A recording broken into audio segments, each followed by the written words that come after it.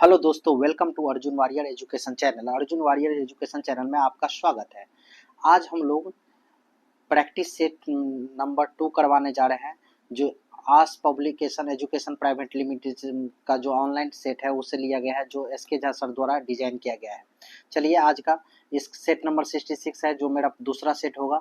आज यही करवाने जा रहे हैं, इसका सारा क्वेश्चन करवाएंगे। आज का सेट में पहले थ्योरी, ट्रेड थ्योरी से है, इसके बाद आपका आगे का कंप्यूटर और इस सब का है, ठीक है, हिंदी का है।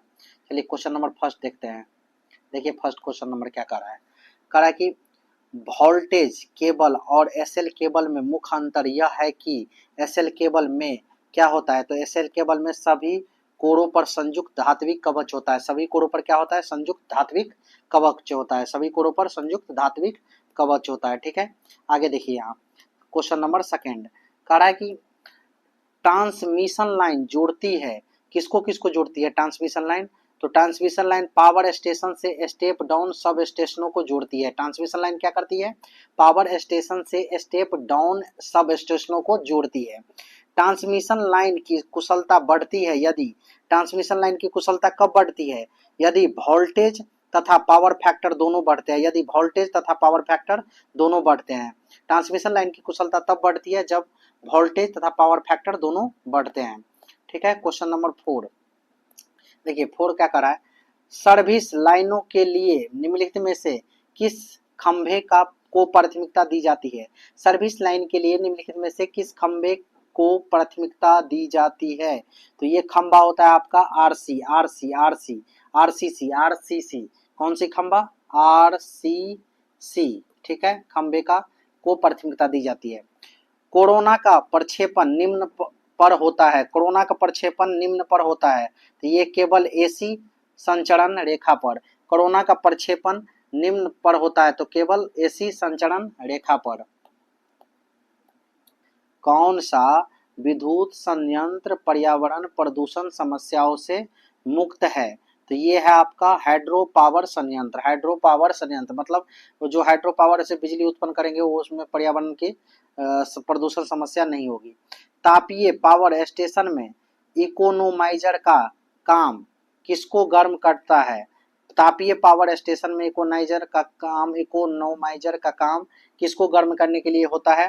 तो इसमें होता है आपका एग्जॉस्ट गैस में भीतर आने वाली पानी को गर्म करने के लिए। एग्जॉस्ट गैस में भीतर आने वाली पानी को गर्म करने के लिए इकोनोमाइजर का प्रयोग करते हैं तापीय पावर स्टेशन में।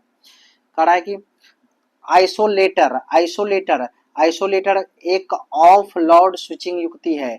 आइसोलेटर क्या है? एक ऑफ लोड स्विचिंग युक्ति है, ठीक है। नेक्स्ट 9 नंबर क्वेश्चन देखिए।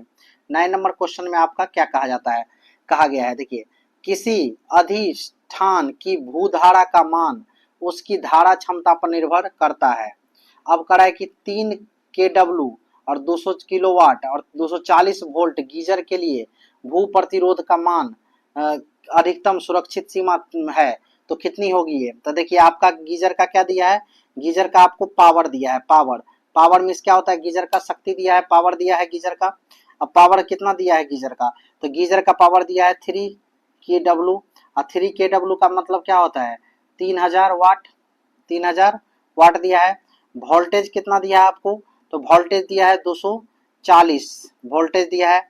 अब देखिए, करंट इक्वल टू धारा क्या होता है? धारा equal to current equal to, जिसको आई से डिनोट करते हैं, पावर बाय क्या हो जाएगा? Voltage, power by voltage. क्योंकि P इक्वल टू क्या होता है आपको? Power equal two volt into current, मतलब क्या? P शक्ति इक्वल टू, शक्ति होता है, शक्ति इक्वल टू धारा गुने वोल्टेज हो गया। तो I equal to P by V हुआ। P कितना था आपका? 3000 वाट, 240 वोल्ट, ठीक है। ये इसको कैंसिल करोगे तो कितना मिलेगा आपको?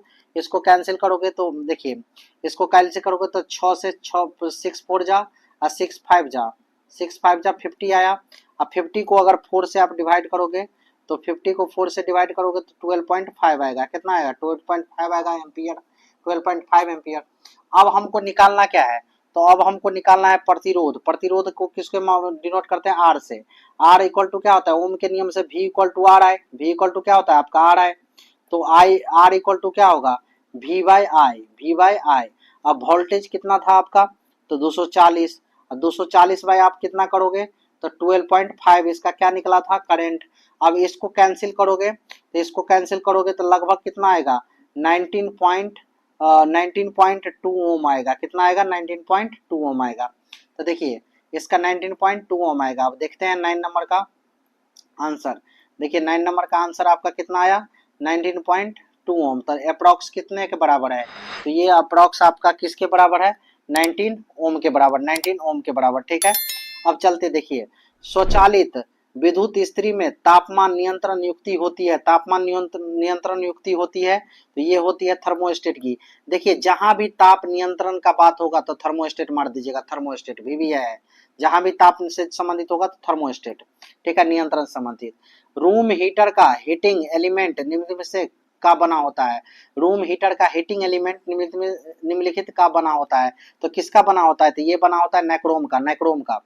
भारतीय विद्युत अधिनियम जो कब हुआ था पारित 1956 में, 1956 के अनुसार प्रत्येक उप परिपथ में कितने से अधिक लोड संयोजित नहीं होना चाहिए, कितने से अधिक लोड संयोजित नहीं होना चाहिए तो 800 वाट से, 800 वाट से। भारतीय विद्युत अधिनियम 1956 के अनुसार प्रत्येक उप परिपथ में 800 वाट से अधिक लोड संयोजित नहीं होनी चाहिए। ठीक है, आगे देखिए नेक्स्ट क्वेश्चन 30 नंबर।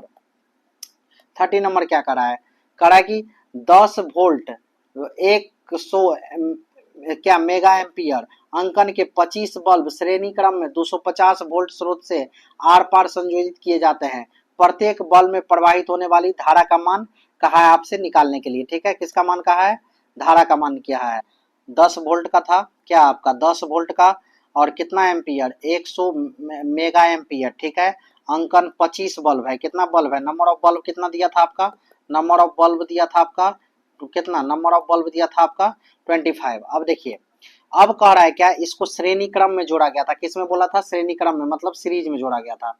एक चीज को देखिएगा, सीरीज में जोड़ा गया था, सीरीज में जोड़ा गया था तो देखिए सीरीज में क्या होता है ना, सभी बल्ब से क्या होगा 25 बल्ब है, सबसे सेम करंट प्रवाहित होगा, सेम एम्पियर में करंट प्रवाहित होगा।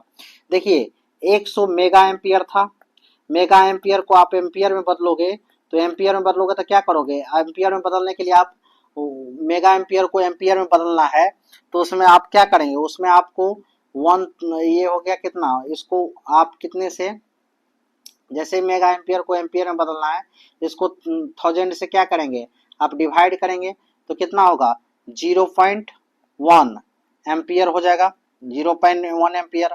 अब 0.1 एम्पियर हो जाएगा तो ये 0.1 एम्पियर सभी बल्ब से प्रवाहित होगा, सबसे समान बल्ब प्रवाहित होता है इसलिए सभी बल्ब से ये प्रवाहित होगा। चलिए कितना होगा आपका 0.1 एम्पियर सभी बल्ब से क्या होगा प्रवाहित होगा, क्योंकि सेम होता है, क्या होता है सेम होता है तो 0.1 एम्पियर प्रवाहित होगा। चलिए देखिए आगे नेक्स्ट क्वेश्चन क्या है, नेक्स्ट क्वेश्चन कर रहा है कि गैस विसर्जन लैंप कुछ समयांतराल के बाद पूरी दीप्ति से जलते हैं। गैस विसर्जन लैंप कुछ समयांतराल के बाद पूरी दीप्ति से जलते हैं।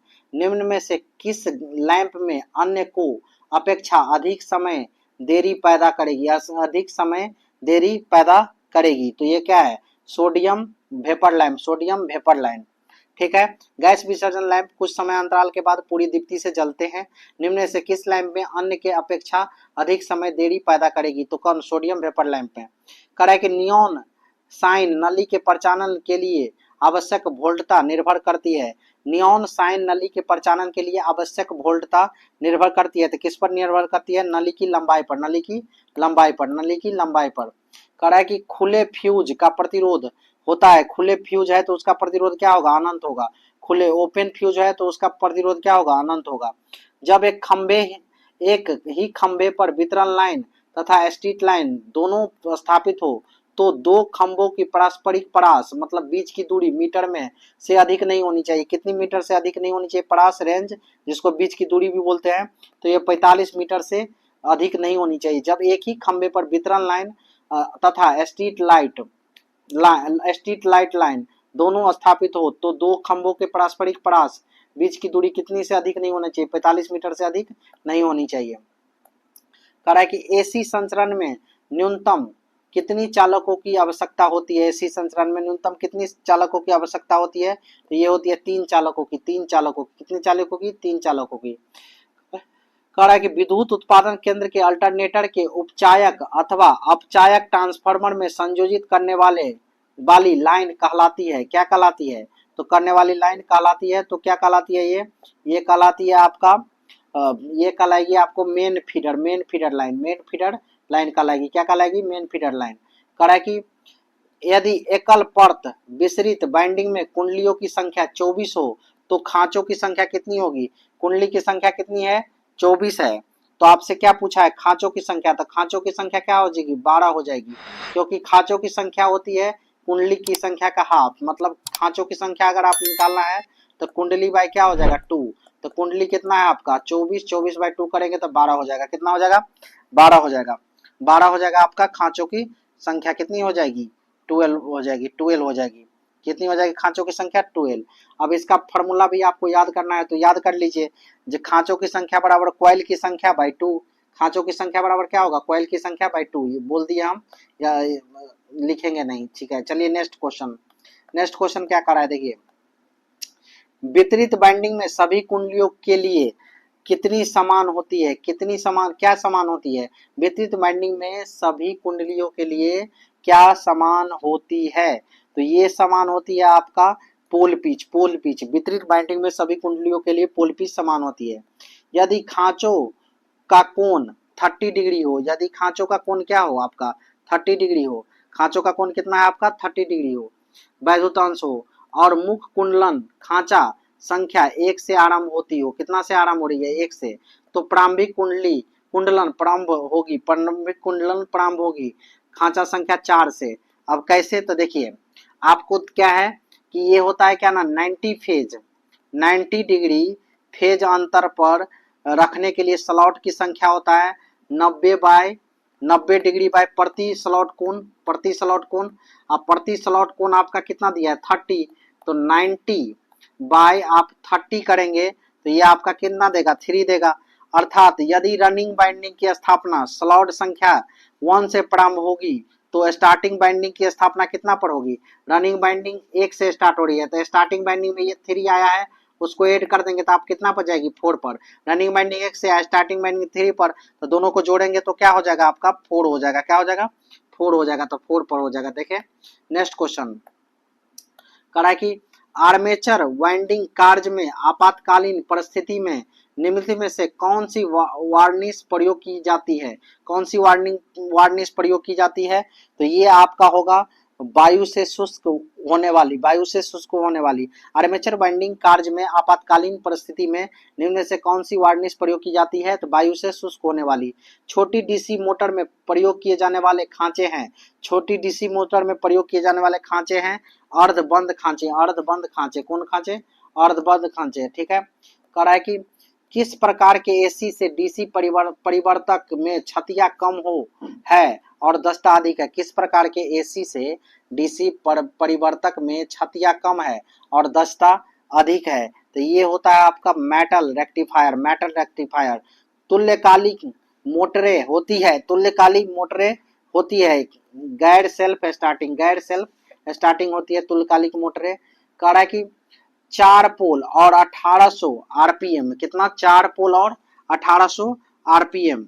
ठीक है। दर से घूमने वाले अल्टरनेटर द्वारा उत्पन्न वोल्टेज की आवृत्ति कितनी होगी? आवृत्ति पूछा है आपसे। तो देखिए एनएस इक्वल टू क्या होता है? एनएस इक्वल टू होता है आपका 120 इंटू एफ बाई क्या होता है आपका? पी होता है। ठीक है। क्या होता है? पी। अब देखिए आपको ये जो आपका दिया हुआ है कितना? एनएस आपका दिया हुआ था कितना? तो एनएस आपका दिया हुआ है 1800। तो 1800 रख दीजिए और देखिए यहाँ इंटू पी हो जाएगा। पी कितना हो जाएगा आपका? 4। अब बाई आप करोगे 120, क्योंकि आपको निकालना है क्या? F equal to cross multiplication करके यही आएगा। 0 से 0 कैंसिल। अब देखिए 12 को 15 बार में तो 15 बढ़ान 180 होता है, तो 15 चौका 60 हर्ज होगा। कितना होगा? 60 हर्ज। ठीक है। नेक्स्ट क्वेश्चन देखिए। कह रहा है कि अल्टरनेटर की आउटपुट को नियम रखने के लिए प्राइम मूवर की घूर्णन गति को समायोजित करना पड़ता है। किस नियम पर रखने के लिए? तो ये आपका किस नियम पर रखने के लिए, तो फ्रीक्वेंसी। अल्टरनेटर के आउटपुट फ्रीक्वेंसी को नियम रखने के लिए प्राइम मूवर की घूर्णन गति को समायोजित करना पड़ता है। ठीक है, आगे देखिए,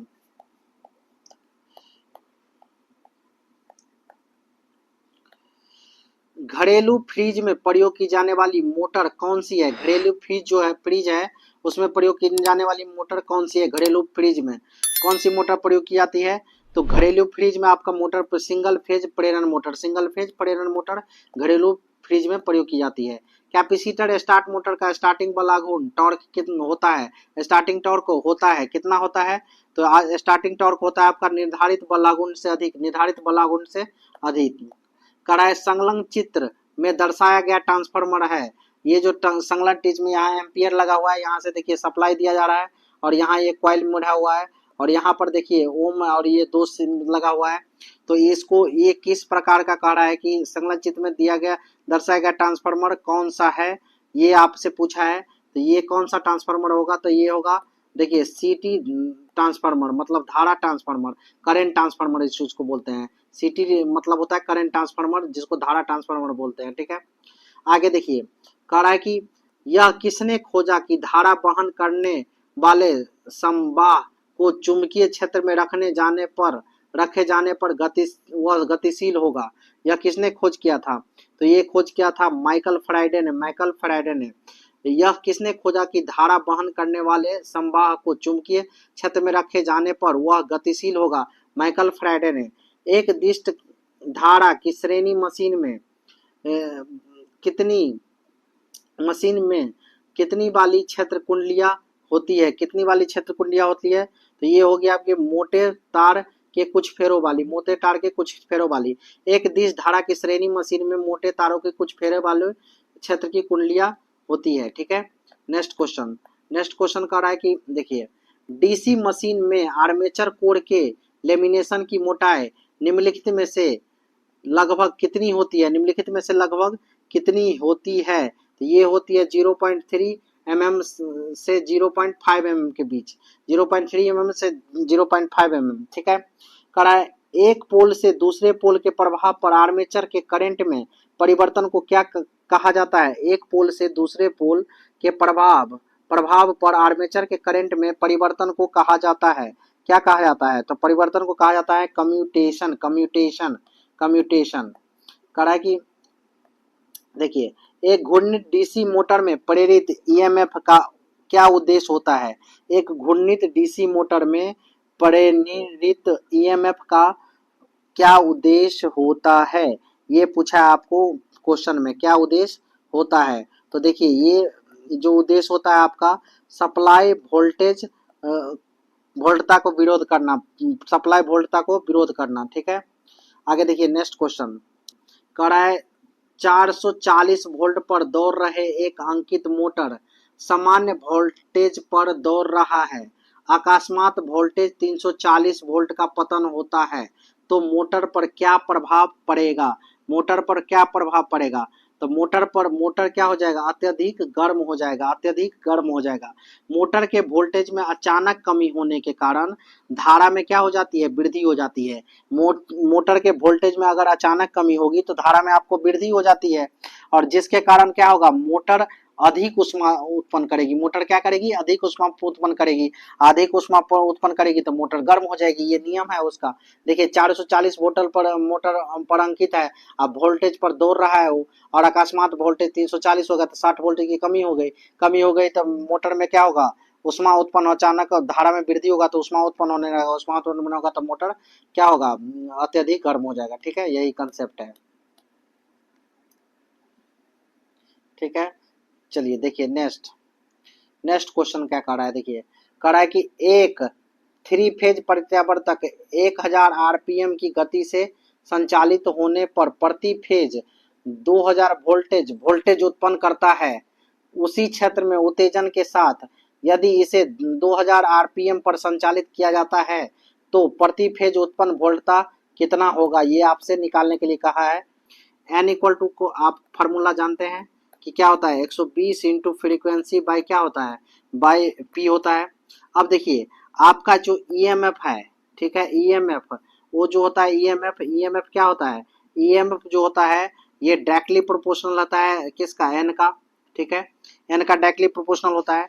अब देखिए E1 इक्वल टू होता है आपका 2000 वोल्टेज दिया हुआ है, 2000 वोल्टेज प्लस R2, और ये कितना है आपका दिया हुआ 2000 आरपीएम दिया हुआ है, ठीक है, आरपीएम दिया हुआ है ये। देखिए अब देखिए 2000 आरपीएम दिया हुआ है। अब N1 आपका 1000 आरपीएम दिया हुआ है क्वेश्चन में, N1 1000 आरपीएम दिया हुआ है। अब देखिए हमको निकालना है क्या है, E2 निकालना है। तो देखिए ये E1 by E2 equal to क्या होता है आपका N1 बाई N2। अब E1 बाई E2 तो हमको निकालना क्या है, E2 निकालना है। तो देखिए क्रॉस मल्टीप्लिकेशन से E2 इक्वल टू क्या होगा, क्रॉस मल्टीप्लिकेशन से E1 इंटू N2, ठीक है, अब बाई क्या हो जाएगा N1। अब देखिए E1 इंटू N2 बाई हो जाएगा N1। अब देखिए ये आपका कितना था 2000 इंटू 2000 बाई क्या हो जाएगा आपका 2000 बाई हो जाएगा 1000। अब देखिए 1000 से ये दो बार में कटेगा, 1000 से कितने बार में कटेगा, देखिए 2000 बाई कितना था आपका 2000 इंटू 2000 बाई क्या था 1000। अब 1000 से दो बार में कटेगा, ये कितना हो जाएगा 4000 वोल्ट हो जाएगा। कितना हो जाएगा आंसर 4000 वोल्ट। एक एक ट्रांसफार्मर में द्वितीयक वक्र में प्रेरित वोल्टेज कितना होता है, तो एक ट्रांसफार्मर में द्वितीयक वक्र में प्रेरित वोल्टेज कितना होता है, तो ये आपसे क्वेश्चन पूछा है। तो ये होता है प्राथमिक वोल्टेज के साथ 180 डिग्री फेज से बाहर, प्राथमिक वोल्टेज के साथ 180 डिग्री फेज से बाहर।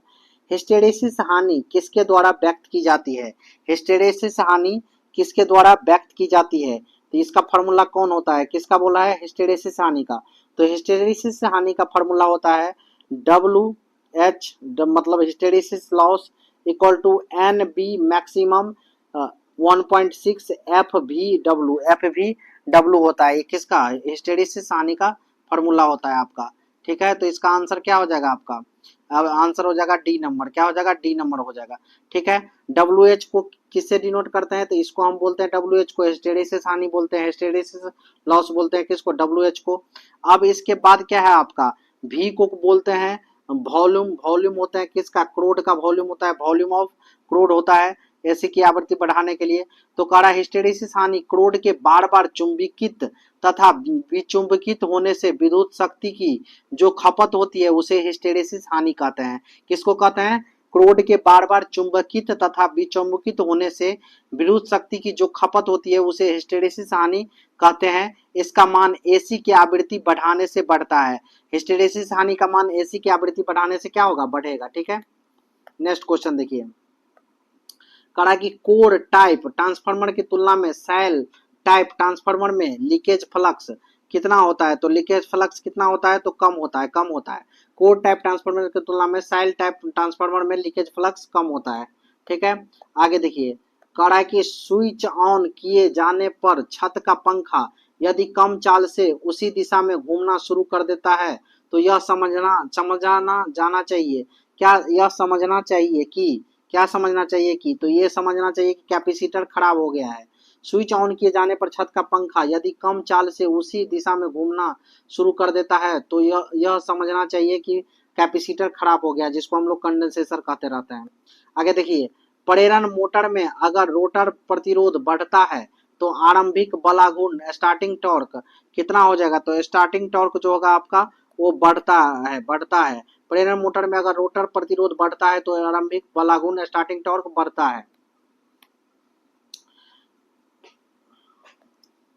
इंडक्शन मोटरों में स्कीविंग का फायदा इनमें से क्या कौन सा है, इंडक्शन मोटरों में स्कीविंग का फायदा इनमें से कौन सा है, ये पूछा है किसका, इंडक्शन मोटरों में स्कीविंग का फायदा इनमें से कौन सा है, ये आपसे पूछा है।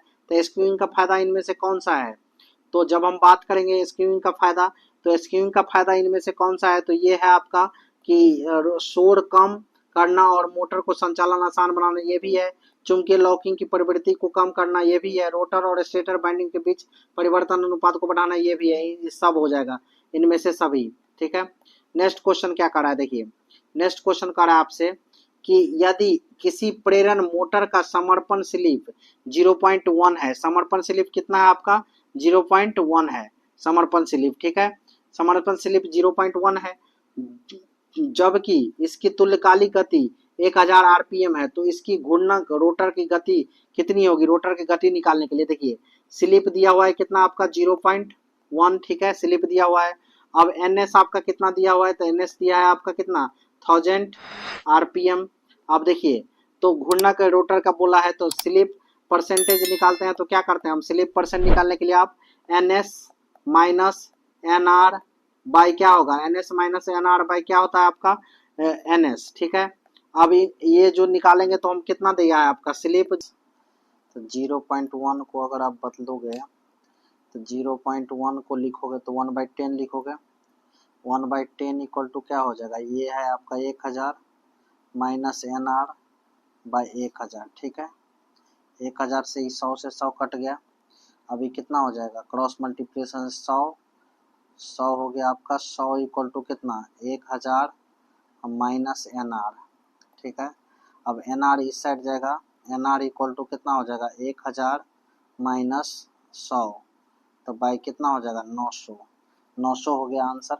अब एक दूसरा मेथड डायरेक्ट फार्मूला वाला देखते हैं, देखिए क्या है कि एन आर इक्वल टू, एक फार्मूला और याद कर लीजिए, N R equal to direct याद कर लीजिए एन एस, ठीक है, इंटू 1 माइनस एस, ये आपका याद कर लीजिए। तो एन एस कितना है 1000, ठीक है, ये आसान फार्मूला है, इसको याद कर लीजिए। एन एस कितना है 1000 और 1 माइनस कितना हो जाएगा आपका 1 माइनस कितना हो जाएगा 0.1, तो ये कितना देगा आपको, ये देगा 1000 इंटू क्या दे देगा आपको 0.9, जो मल्टीप्लाई करने पर कितना आएगा आपका 900, तो ये भी आंसर फार्मूला है N R equal to N S into 1 minus S, 1 minus S, S for slip होता है, ठीक है।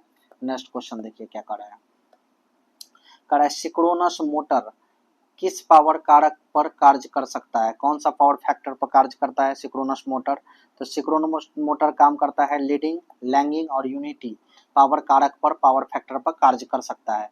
एक संकेतक प्रकार के विद्युतीय उपकरण का मूविंग सिस्टम कितने के अधीन होता है, मतलब किसके अधीन होता है, ये भी पूछा जा सकता है आपसे, तो किसके अधीन होता है, उपयुक्त सभी, controlling torque, deflecting torque, under damping torque. एक संकेतक प्रकार के विद्युतीय उपकरण का moving system deflecting torque, controlling torque, under damping torque सभी के अधीन होते हैं, ठीक है। कह रहा है कि व्हीटस्टोन ब्रिज में गैल्वेनोमीटर से कितना करंट पास होता है, व्हीटस्टोन ब्रिज में गैल्वेनोमीटर से कितना करंट पास होता है, तो ये कितना करंट पास होता है, तो ये होता है गैल्वेनोमीटर के प्रतिरोध से विभाजित गैल्वेनोमीटर के एक्रॉस वोल्टेज, मतलब व्हीटस्टोन ब्रिज में गैल्वेनोमीटर से कितना करंट पास होता है, तो गैल्वेनोमीटर के प्रतिरोध से विभाजित गैल्वेनोमीटर के एक्रॉस वोल्टेज के बराबर, ठीक है। अब कह रहा है कि सर्विस मेंस जोड़ता है, सर्विस मेंस जोड़ता है, सर्विस मेंस किसको जोड़ता है, तो सर्विस मेंस जोड़ेगा आपको वितरक और उपभोक्ता टर्मिनल को, वितरक और उपभोक्ता टर्मिनल को।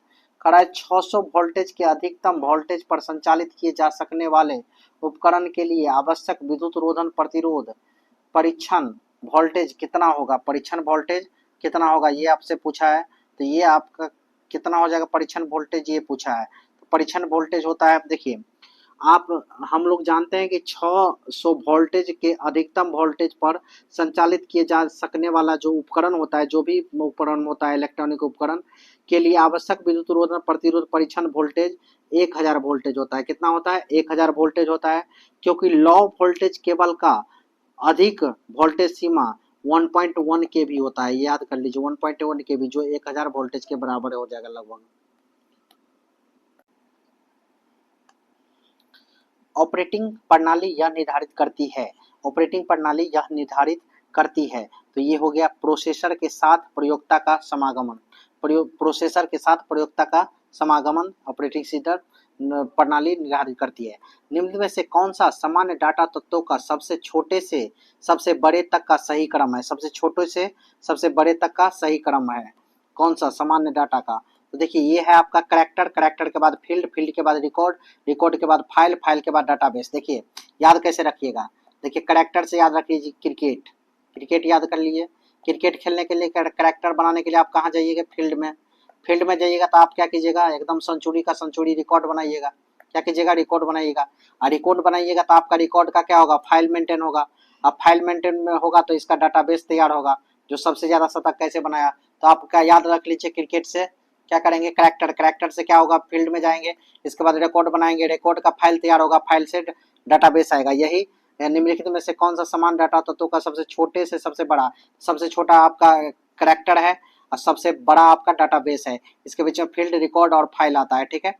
अब देखिए नेक्स्ट करा है कि फाइल एक्सटेंशन किस लिए इस्तेमाल होते हैं, फाइल एक्सटेंशन किस लिए इस्तेमाल होते हैं, ये आपसे पूछा गया है। तो फाइल एक्सटेंशन इसलिए इस्तेमाल होता है कि फाइल टाइप को आइडेंटिफाई करने के लिए, फाइल टाइप को आइडेंटिफाई करने के लिए फाइल एक्सटेंशन का इस्तेमाल करते हैं। ईमेल में @ का कार्य क्या होता है, @ का कार्य होता है, यह यूजर नेम को आईएसपी से अलग करता है। आईएसपी मतलब क्या होता है, आईएसपी का इसे फुल फॉर्म होता है इंटरनेट सर्विस प्रोवाइडर। तो यह यूजर नेम को आईएसपी से अलग करता है, कौन, @ एमएस ऑफिस में किसी वर्ड को कट या कॉपी करने के लिए उसे कहाँ स्टोर करते हैं, क्लिप से रिस्टोर किया जा सकता है। उसे कहाँ से रिस्टोर कर सकते हैं, तो क्लिपबोर्ड से, क्लिपबोर्ड से, क्लिपबोर्ड से कहाँ से रिस्टोर करते हैं, क्लिपबोर्ड से। अब देखिए नेक्स्ट क्वेश्चन, नेक्स्ट क्वेश्चन कह रहा है आपका कि क्लोज बटन क्या होता है, क्लोज बटन क्या है, ये आपसे पूछा है। तो क्लोज बटन है इस पर क्लिक करने पर डायलॉग बॉक्स डॉक्यूमेंट जो विंडोज पर खुला रहता है बंद हो जाता है, सही है। विंडोज जो टाइटल बार के अंत में मौजूद रहता है, एक्स जैसा छोटा बटन होता है, उपयुक्त सभी होगा, ठीक है। आगे देखिए करें नेटवर्किंग शब्दावली में हैंड शैकिंग का अर्थ क्या है, हैंड शैकिंग का अर्थ क्या है नेटवर्किंग शब्दावली में, तो कंप्यूटर को हब से साथ जोड़ना, कंप्यूटरों को हब के साथ जोड़ना, ठीक है। करें कि वर्चुअल मेमोरी क्या होती है, वर्चुअल मेमोरी क्या होती है, ये आपसे पूछा है। तो वर्चुअल मेमोरी रैम में होती है, वर्चुअल मेमोरी क्या होती है, रैम में होती है, ठीक है। आगे देखिए क्या कर रहा है कि कंप्यूटर को बनाने वाले फिजिकल कंपोनेंट्स को क्या कहते हैं, कंप्यूटर को बनाने वाले फिजिकल कंपोनेंट को हार्डवेयर कहते हैं, हार्डवेयर कहते हैं। विंडोज के पुराने संस्करण में वार्म बूट किस वजह से होता है, विंडोज के पुराने संस्करण में वार्म बूट किस वजह से होता है, तो ये होता है आपका control plus alt plus delete कुंजी का संयोजन टाइप करने से, कंट्रोल अल्ट प्लस डिलीट कुंजी का संयोजन टाइप करने से। निम्न में कौन सा ब्राउजर पर टैब को बंद करने के लिए प्रयोग किया जाता है, निम्न में से कौन ब्राउजर पर टैब को बंद करने के लिए प्रयोग किया जाता है, तो ये क्या था आपका control plus W, control plus W. कह रहा है कि ASCII का पूर्ण रूप क्या है, ASCII का पूर्ण रूप क्या है, ASCII का आपसे पूछा है क्या, पूर्ण रूप क्या है।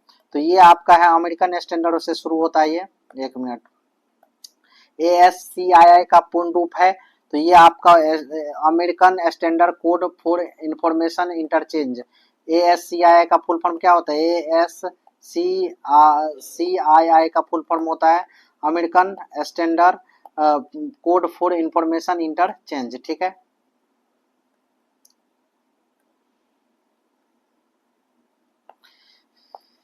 देखिए क्या करा है कि control plus shift plus F8 दबाएं तो क्या होगा, आप अगर control plus shift plus F8 दबाते हैं तो क्या होता है, एक आयताकार चेन को सक्रिय करता है, एक आयताकार चेन को सक्रिय करता है। करा एक वायरस जो फाइल या इसके कुछ भागों को प्रतिस्थापित या ओवरराइट कर देता है उसे क्या कहते हैं, उसे कहते हैं हम फाइल इन्फेक्टर्स। एक वायरस जो फाइल या इसके कुछ भागों को प्रतिस्थापित या ओवरराइट कर देता है उसे फाइल इन्फेक्टर्स कहते हैं, ठीक है।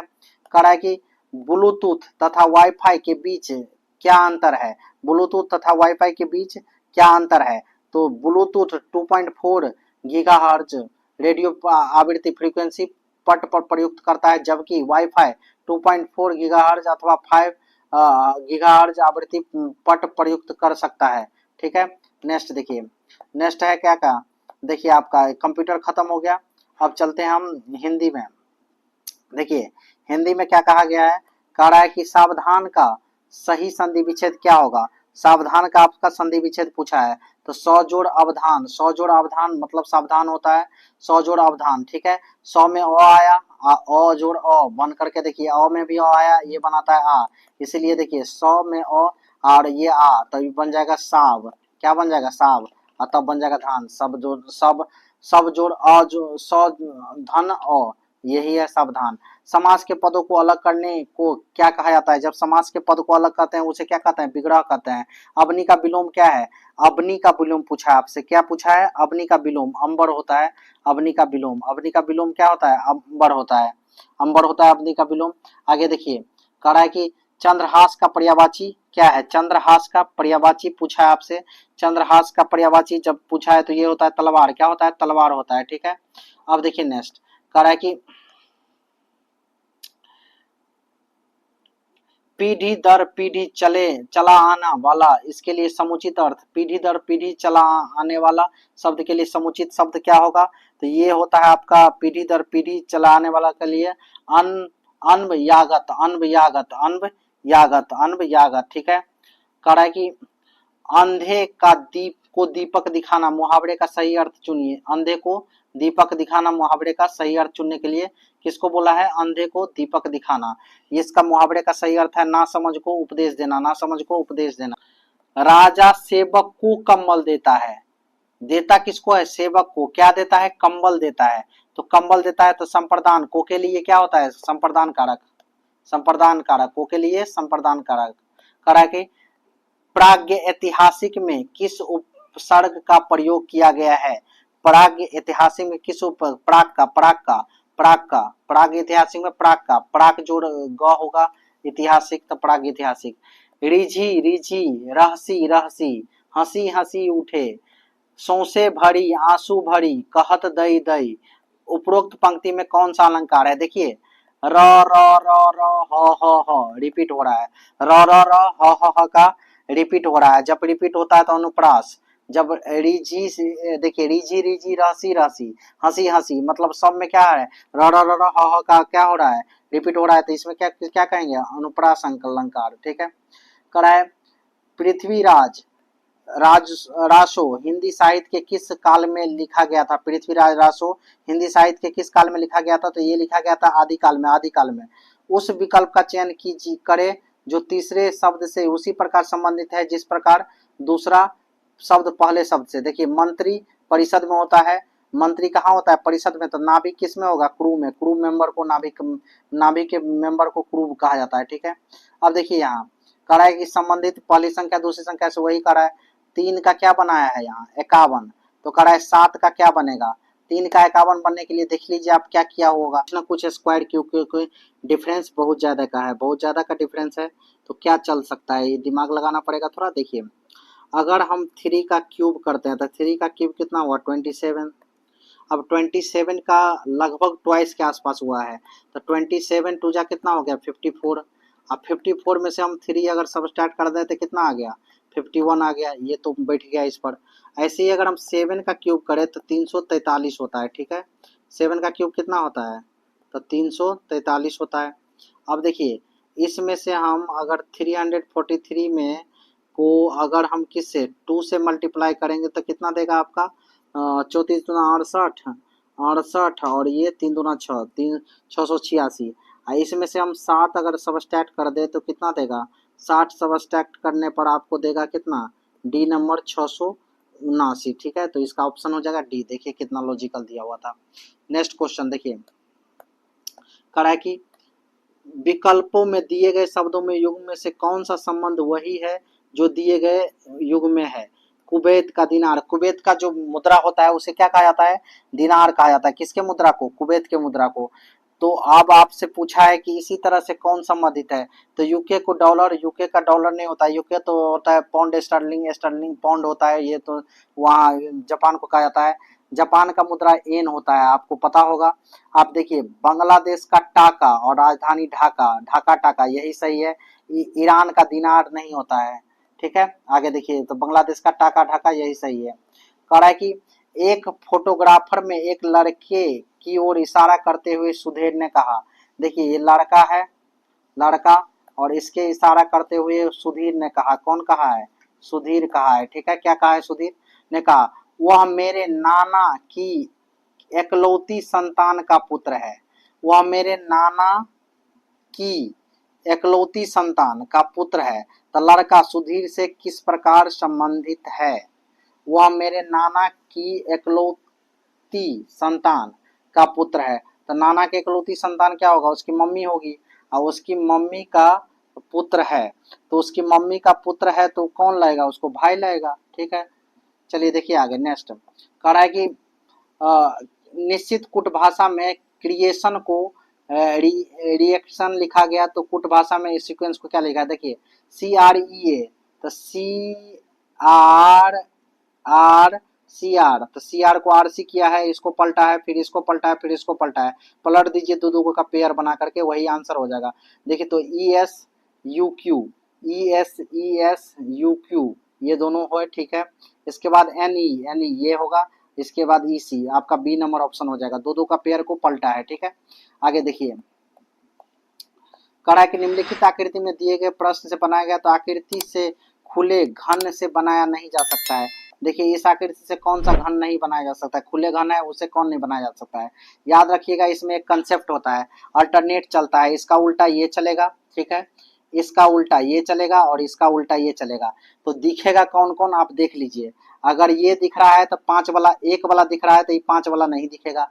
ये दिख रहा है तो आपका ये नहीं दिखेगा, ये दिखेगा तो ये नहीं दिखेगा। अब इस तरह से आप ऑप्शन में देख लीजिए जो किस में दिखता है। देखिए ये दिखा तो हमको 5 नहीं दिखना चाहिए, नहीं दिखा, ठीक है। वो दिखा तो हमको स्क्वायर नहीं दिखना चाहिए, स्क्वायर दिख गया तो ये आपका नहीं होगा। चलिए देखिए तो इसका ऑप्शन क्या हो सकता है आपका? इसका ऑप्शन का जब हम बात करेंगे तो इसका ऑप्शन आपका, देखिए हमको बोला क्या मैंने, ये दिखेगा तो ये नहीं दिखेगा, मतलब क्या? अपोजिट नहीं होना चाहिए। इसके बाद ये दिखेगा तो ये नहीं दिखेगा, और ये दिखेगा तो ये नहीं दिखेगा। अब देख लीजिए किस में है। इसमें देखिए ये भी दिखा है और ये भी दिखा है, इसके बाद ये दिख गया। इसमें देखिए ये दिखा, ये दिखा, ये दिख गया। इसमें देखिए अपोजिट वाला में क्या है आपका? देखिए अगर ये दिखा है तो इसके अपोजिट में ये नहीं है, अपोजिट वाला नहीं दिखता है।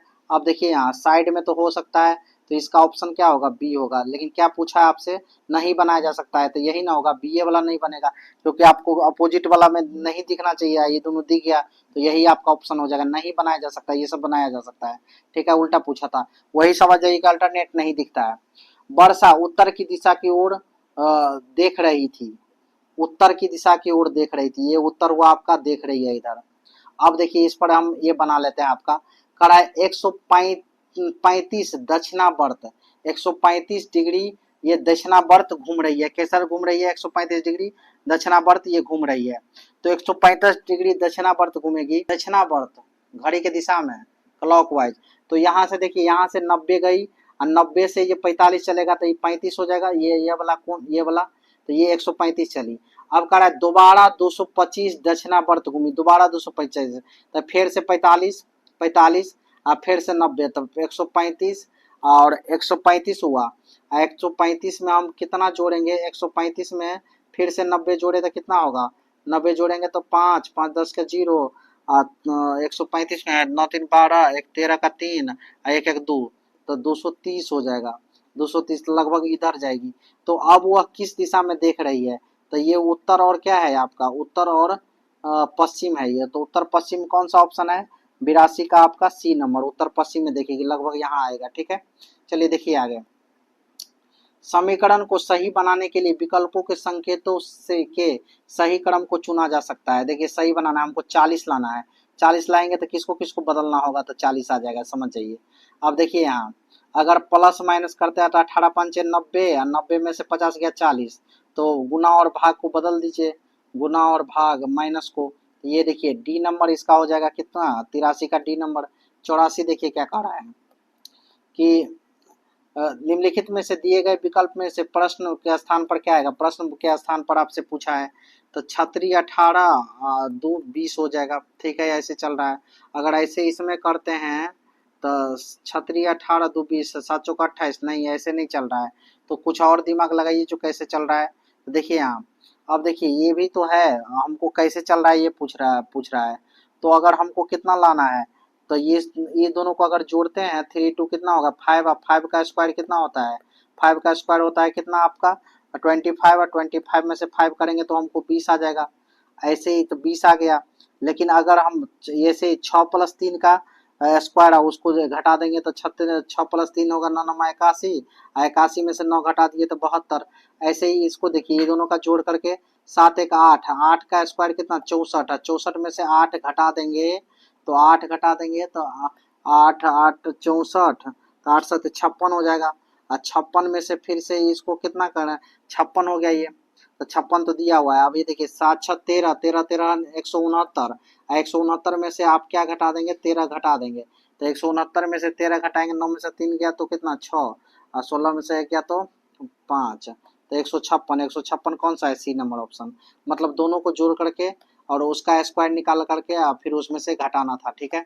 आगे देखिए क्या कह रहा है, 85 नंबर। 85 नंबर आपसे कहा है कि कोई कौवा, कोई जो कौवा है वो क्या नहीं है, पक्षी नहीं है, पक्षी नहीं है। वेन डायग्राम से इसको बनाइए। सभी पक्षी पशु है, सभी पक्षी क्या बोला है आपसे, पशु है, पक्षी है यहाँ, पक्षी क्या है, पशु है। अब आपसे क्या पूछा, कुछ जानवर कौवे है, जानवर का कोई चर्चे नहीं है तो ये तो गया। कुछ जानवर पक्षी है, कुछ जानवर जो है, जानवर वो पक्षी है, जानवर का कोई यहाँ जिक्र नहीं है। कोई जानवर कौवा नहीं है, कोई जानवर कौवा नहीं है, ये पूछा है। तो देखिए केवल निष्कर्ष जो आपका है, कुछ जानवर पक्षी है, कोई कौवा पक्षी नहीं है, कोई कौवा पक्षी नहीं है, ठीक है। सभी पक्षी पशु है, पशु मतलब ही जानवर होता है, देखिए पशु मतलब ही जानवर होता है। तो कह रहा है कुछ जानवर कौवे है, कुछ जानवर जो है आपका, जानवर वो कौवे है नहीं, कोई रिलेशन नहीं।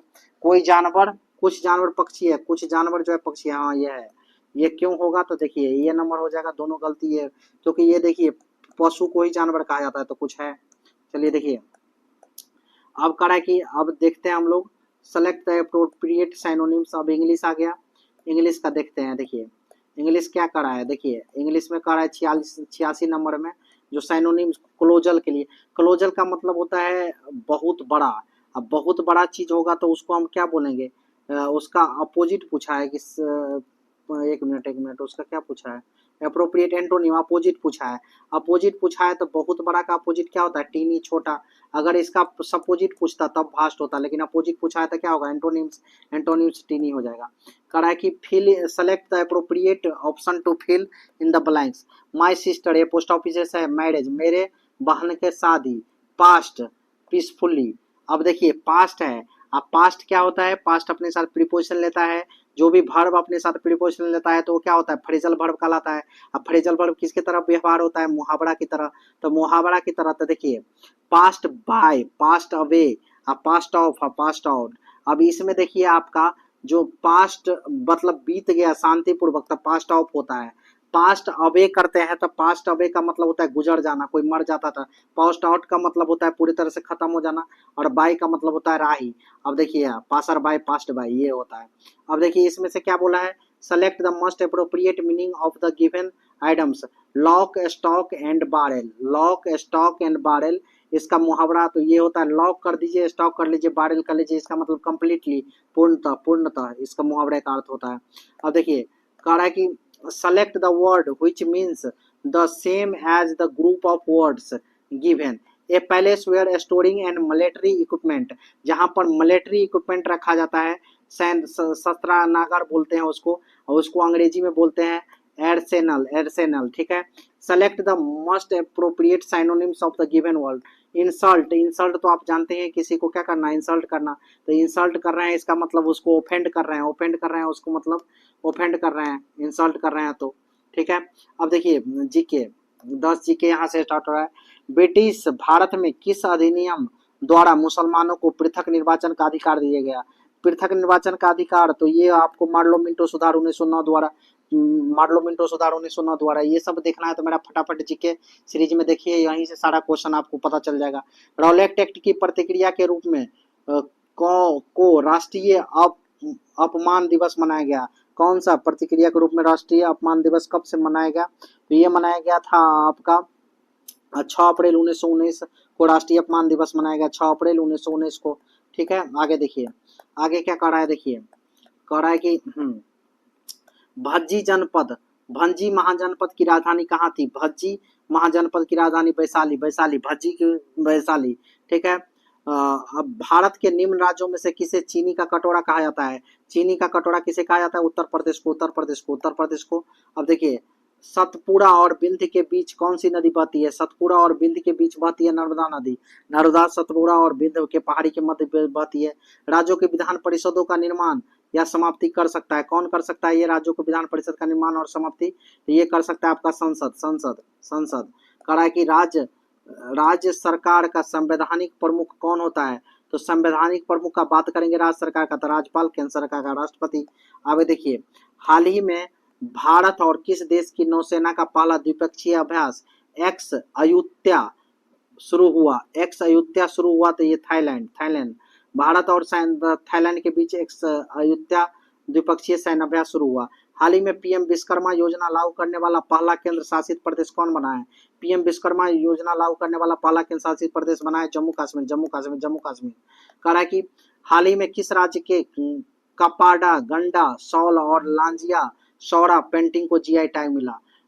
कपाडंगंडा, सौल और लाजिया सौरा पेंटिंग को जीआई टैग मिला है। किस राज्य के हैं? तो ओडिशा के। थैंक यू फॉर वॉचिंग दोस्तों। अगर आपको ये वीडियो पसंद आया हो तो लाइक कीजिए और ऐसे ही वीडियो के लिए हमारे चैनल को सब्सक्राइब कीजिए। Thank you for watching.